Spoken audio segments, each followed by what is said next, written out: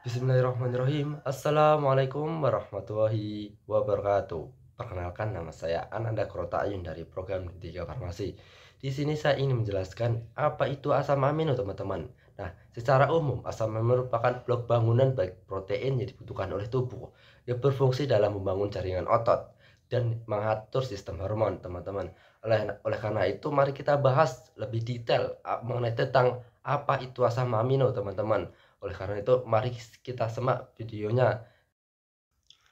Protein merupakan salah satu molekul yang sangat vital untuk organisme karena terdapat di semua sel. Karena ini, protein terdiri atas polimer yang disusun oleh 20 macam asam amino standar.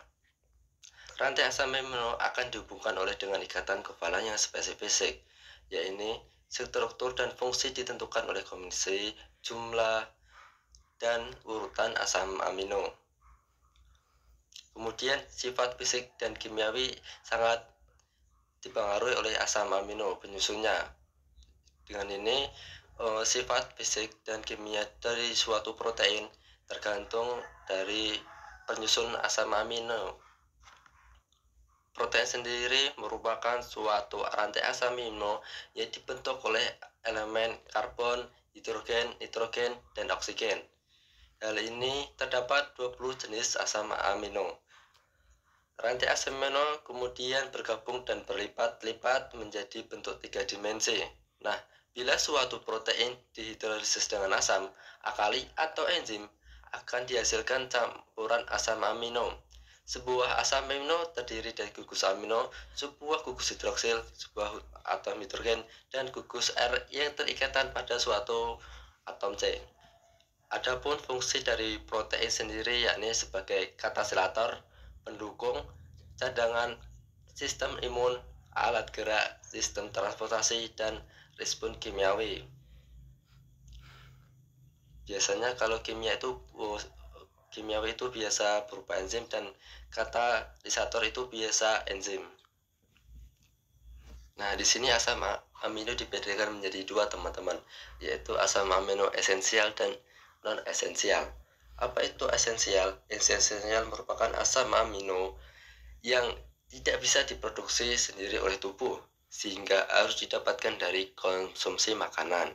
Nah, sedangkan non esensial merupakan asam amino yang bisa diproduksi oleh diri sendiri atau tubuh kita, sehingga memiliki prioritas konsumsi yang lebih rendah dibandingkan dengan asam amino esensial.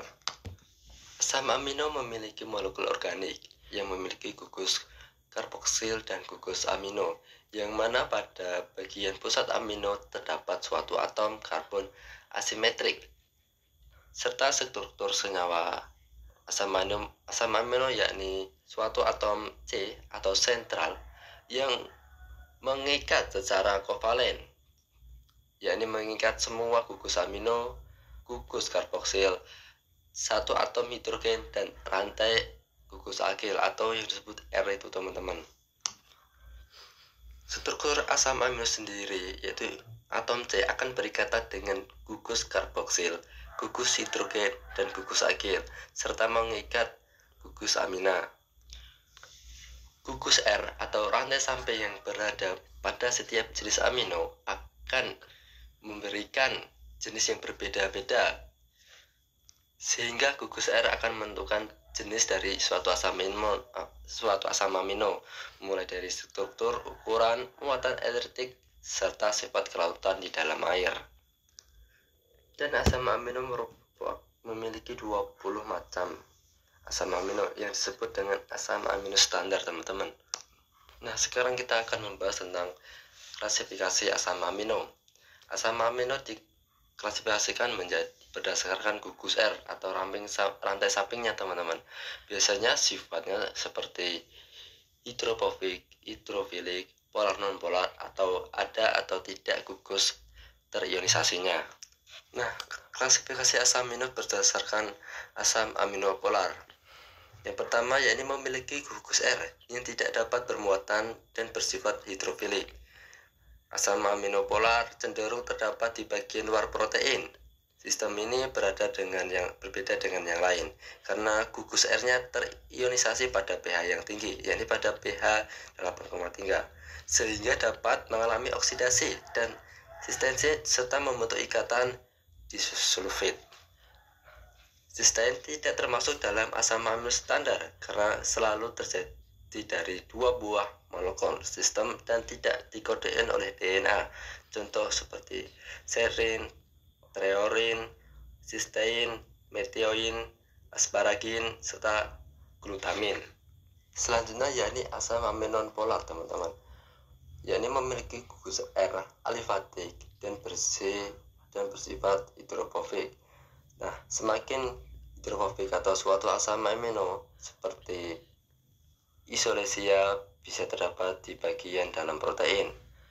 Prolin berbeda dengan asam amino karena terbentuk oleh siklis, tapi mempunyai banyak kesamaan sifat dengan kelompok alifatis. Umumnya terdapat pada protein yang berinteraksi dengan lipid. Contohnya yakni glisin, alanin, valin, leusin, isoleusin, dan prolin. Nah, berikut berdasarkan gugus R-nya, teman-teman. Yang pertama adalah gugus R nonpolar, yakni glisin, ala, valin, leusin, dan lain-lain. Selanjutnya yakni asam amino berdasarkan gus R aromatik, yakni bersifat lebih nonpolar sehingga merupakan hidrofobik. Asam amino aromatik dapat menyerap sinar UV X 280 nanometron sehingga digunakan untuk menentukan kadar protein. Contohnya fenilalanine, tirosin, dan tryptophan. Untuk selanjutnya yakni asam amino dengan gugus R bermuatan negatif, yakni mempunyai gugus karboksil pada rantai sampingnya bermuatan negatif sehingga atau asid pada pH-nya yakni 7. Contohnya yakni asparat dan glutamat. Untuk yang terakhir yakni asam amino dengan gugus R bermuatan positif. Nah, untuk yang bermuatan positif mempunyai gugus yang bersifat basah pada rantai sampingnya sehingga bersifat polar, terletak di permukaan protein, dapat sehingga mengikat air. Contohnya yakni lisin, arganin, dan histidin. Oke, terima kasih penjelasan dari saya. Mungkin ada beberapa kata yang agak sulit dipahami, oleh karena saya mohon maaf. Wassalamualaikum warahmatullahi wabarakatuh. Terima kasih, sekian.